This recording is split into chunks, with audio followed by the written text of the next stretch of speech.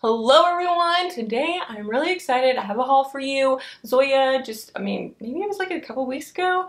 They had a sale. It was buy one polish get one half off. There was no free shipping, so that was kind of unfortunate. I actually considered spending the $55 to get free shipping, but I decided against it, and I think back now, why didn't I just do it? Because shipping ended up being like $8. So that was unfortunate, but I'm really excited about the polishes that I got. There are quite a few polishes on my Zoya wish list, and I'm slowly knocking them off, and this time I picked up 6, so I have 6 less on my list. The first one that I picked up is Lola. This is a neon pink and it has that glowing kind of purple or blue shimmer in it.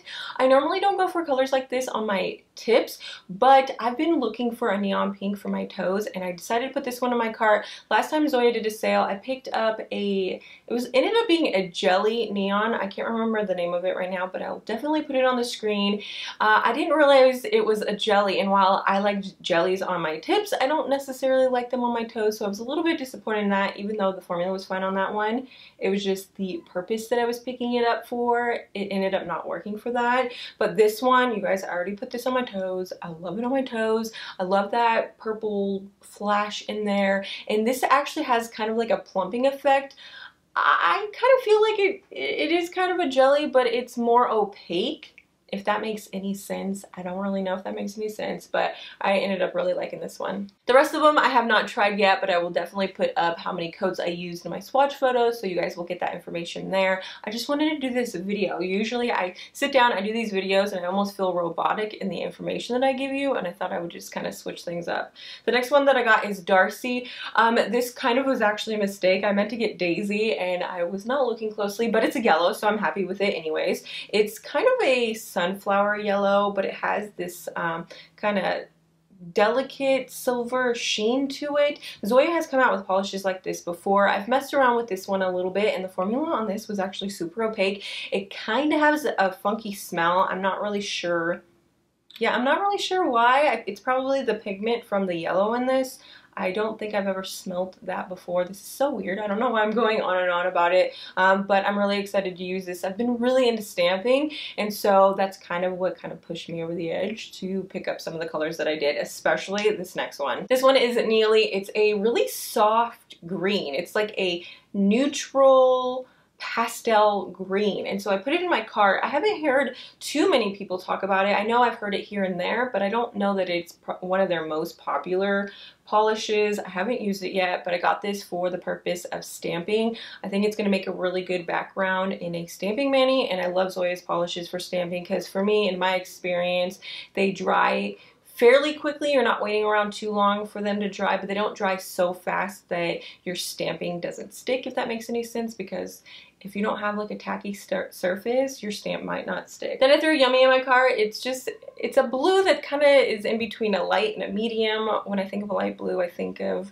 maybe Zoya's blue or something along those lines, maybe a little bit darker than that, but this seems to like fall in between, maybe like a sky blue actually. I picked this up because I read somewhere that this had more of a periwinkle tone to it. I don't really think so. I don't see periwinkle in this, but I actually think it's pretty anyways.